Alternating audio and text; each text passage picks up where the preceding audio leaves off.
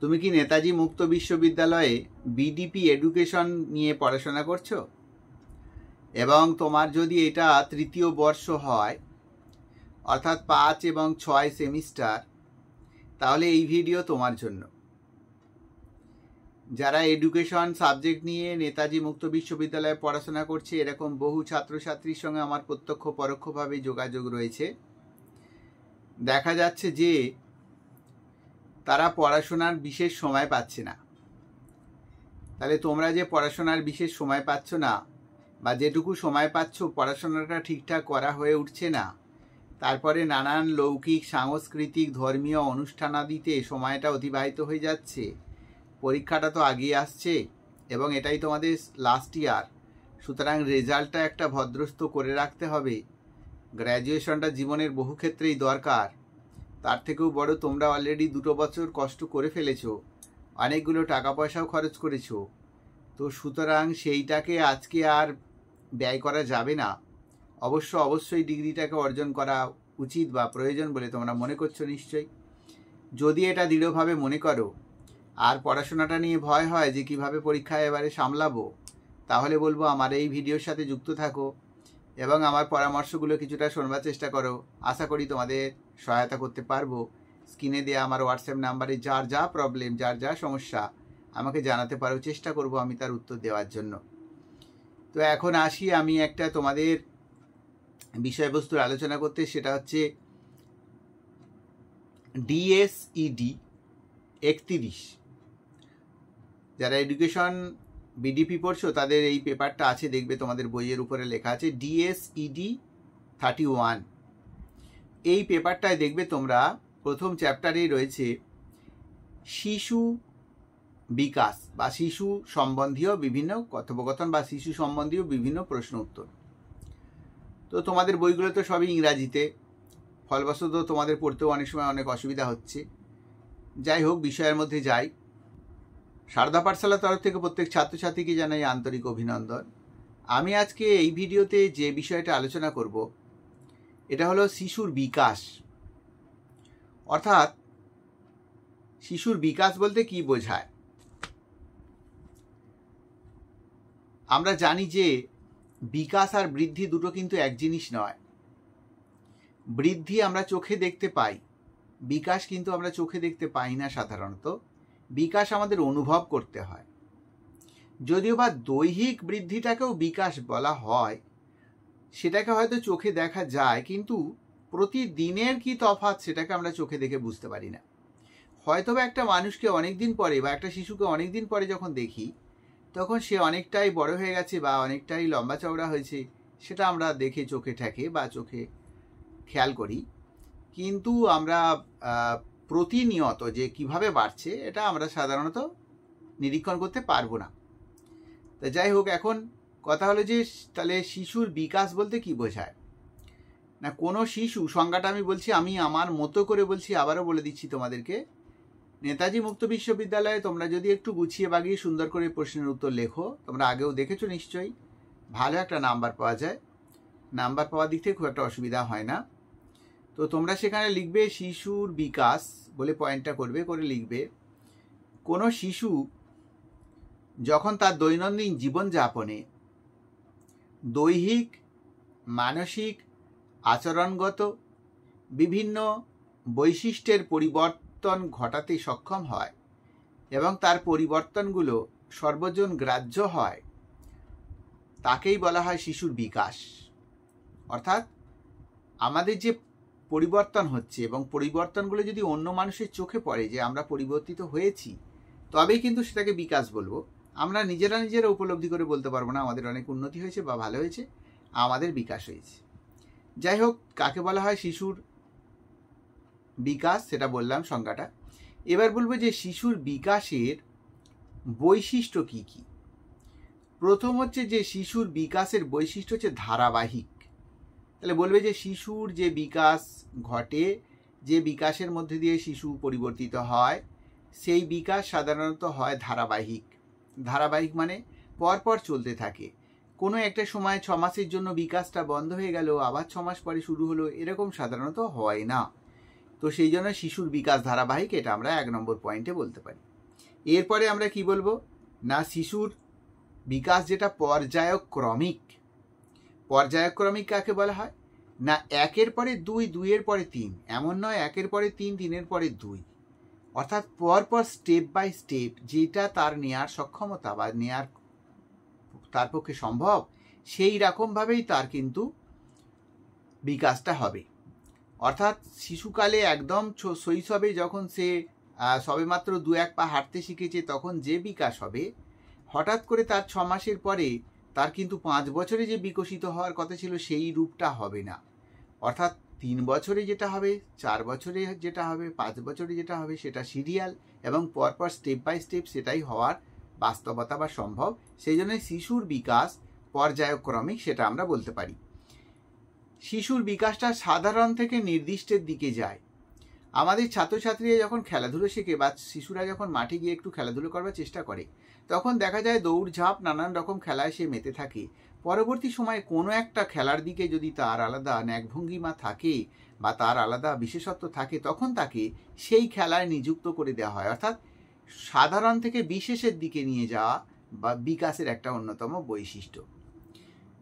তারপরে তোমরা বলবে আলাদা থেকে একত্রিতকরণ। আলাদা থেকে একত্রিতকরণ মানে আমাদের প্রত্যেকটা দৈহিক অঙ্গ প্রত্যঙ্গ বা ভাবনা চিন্তা বা শিক্ষার জগতের সব কিছু আমরা কিন্তু আলাদা আলাদাভাবে করি। যেমন আমরা যদি বলি, সহজ কথায় বলি, শিশু যেটা শেখে সে 1, 2, 3, 4 শেখে। আবার অন্যদিকে সে কবিতা আবৃত্তি করতে শেখে বা পড়াশোনায় ছোট ছোট বাক্য তৈরি করতে শেখে ইত্যাদি। কিছুদিন পরে দেখা গেল 1-এর দাগ দিয়ে সে যখন একটা বাক্য লিখছে, 2-এর দাগ দিয়ে একটা বাক্য লিখছে, তখন কিন্তু সে অঙ্কের সাথে এই বাক্য লেখার বিষয়টিকে মিশিয়ে ফেলছে বা মেলাতে পারছে।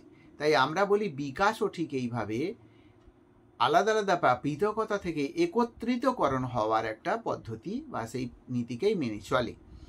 তারপরে আমরা বলতে পারি ব্যক্তি পার্থক্য অনুযায়ী বিকাশ আলাদা আলাদা হয়। অর্থাৎ সবাইয়ের বিকাশ সমানভাবে কখনোই হবে না। ব্যক্তিতে ব্যক্তিতে পার্থক্য থাকলে বিকাশ আলাদা আলাদা রকম হবে। আমরা অনেক সময় দেখি একই বাড়ির দুটি ছেলে, একজন পড়াশোনায় খুব ভালো বা একজন খেলাধুলায় খুব ভালো, বা একজন তার বুদ্ধিতে ব্যবসাটাকে দারুণভাবে দাঁড় করিয়েছে, আর একজন কিন্তু সেইভাবে পারেনি। এখানে কিন্তু একই পরিবেশ পাওয়া সত্ত্বেও তাদের মধ্যে যে পৃথক, এখানে ব্যক্তিগত সত্তা কিন্তু কার্যকরী হচ্ছে। অর্থাৎ যে যার ব্যক্তি মানুষের দক্ষতা বা ব্যক্তি গঠন অনুযায়ী তার বিকাশটা সাধিত হয়েছে, তাই সে ফলপ্রসূ হচ্ছে। তো সুতরাং ব্যক্তি কেন্দ্রিক হয়, এটা ব্যক্তিতে ব্যক্তিতে আলাদা আমরা বিকাশের সূত্র দেখতে পাই বিভিন্ন স্তরে। তারপরে হচ্ছে বংশগতি। বংশগতি মানে যে বংশে সে জন্মগ্রহণ করেছে সেই বংশ অনুযায়ী কিন্তু সকলের বিকাশ হবে। বিকাশ কিন্তু সবার মধ্যে সমানভাবে হবে না, কারণ বংশ বলতে তার পূর্বপুরুষ যারা ছিল বা আছে তাদের মধ্যে কি বৈশিষ্ট্য ছিল, তারা কেমনভাবে জীবন আচরণ করেছে, তাদের কি কি দক্ষতা, কি কি সক্ষমতা, কি কি অক্ষমতার দিক রয়েছে, সাধারণত শিশুর ক্ষেত্রে সেটা প্রতিফলিত হলেও হতে পারে। সুতরাং সেই ক্ষেত্রে শিশুর যে বিকাশ, সেই বিকাশে এখানে একটা বাধার ব্যাপার থাকে। আর একটা বলবো আমরা পরিবেশ। পরিবেশ অনুযায়ী কিন্তু আমাদের বিকাশ হয়। আমরা অনেক সময় দেখি একটা ভালো পরিবেশের মধ্যে থাকা একটা বালক, সে কিন্তু সুন্দর করে কথাবার্তা বলছে বা তার জীবন আচরণটাকে সুন্দরভাবে নিয়ে যাচ্ছে। আর একটা খুব খারাপ পরিবেশে থাকা বা অশিক্ষিত পরিবেশে থাকা একটা শিশু, তার মধ্যে কিন্তু আমরা সেইভাবে কোনো উন্নয়ন দেখতে পাচ্ছি না বা বিকাশ দেখতে পাচ্ছি না, বা তার কথা বলনে চলনে কোনো কিছুতেই তার ভালো বিকাশের দিক বিশেষভাবে প্রকাশ পায়নি বা দুর্বল বিকাশ আগিয়ে চলেছে। সুতরাং এখানে বংশগতিও যে নির্ভরশীল হয় সে কথাটা বললাম। তাহলে তোমরা যদি এইভাবে বুঝে একটু শুনে নিয়ে আর নিজেরা মাথার মধ্যে ব্যাপারগুলোকে একটু খেয়ালের মধ্যে নিয়ে থাকো যে হ্যাঁ তাই তো বটে, এটা তো তাই হয়, তাহলে দেখবে তোমরা পরীক্ষার হলে গড়গড় করে সেগুলো লিখতে পারছো। আর আমি এইভাবে করে দেওয়াটাই আমার বরাবরের নিয়ম। বহু ছাত্রছাত্রী এইভাবে আমার কাছ থেকে উপকার পেয়েছে। তোমারও প্রয়োজন হলে তুমি কিন্তু যোগাযোগ করতে পারো। নোটস নির্ভর শুধু নয়, আবার যদি তুমি নোটস চাও আমি দিতে পারি, নোটস আমার কাছে আছে। তোমরা হোয়াটসঅ্যাপ নাম্বারে জানালে আমি তোমাদের নোটস দিয়ে সাহায্য করতে পারি। তবে আমি মনে করি নোটস নিতে পারো, কিন্তু তার পাশাপাশি এই বোধগম্যতাটা শেখবার জন্য তোমরা যদি আমার অনলাইন ক্লাসে ভর্তি হও, একেবারে মিনিমাম পারিশ্রমিক নিয়ে আমি পড়াই, সর্বসাধারণের কথা চিন্তা করে। কারণ বিভিন্ন সমাজে বিভিন্ন রকম ছাত্রছাত্রী রয়েছে, সবাই আর্থিক পরিস্থিতি সমান নয়, কিন্তু পড়াশোনার অধিকার তো সকলের রয়েছে। আমি এমন একজনও স্টুডেন্টকে দেখতে চাই না যে কিন্তু টাকা পয়সার জন্য পড়াশোনা করতে পারছে না।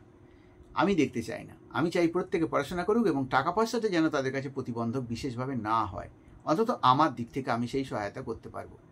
তো অন্য কিছু করতে পারবো না, আমি তাকে শিক্ষাটা দান করে অন্তত সেই সহায়তাটা করতে পারবো, যাতে করে সে, আবার বললাম কম পারিশ্রমিক কেন রেখেছি, তোমাদের মনে হতে পারে যে পারিশ্রমিকটা তো একবারে শূন্য করলেই হয় তাহলে স্যার, কিন্তু আমি কম পারিশ্রমিক এই জন্য রেখেছি, কিছু একটা না দিলে আবার তোমাদেরও কিন্তু দরদ থাকে না পড়াশোনাটার প্রতি। সুতরাং অত্যন্ত ব্যাপারটা সহজ করে বোঝবার চেষ্টা করবে। যাই হোক, পরের বিষয়ের মধ্যে আসি।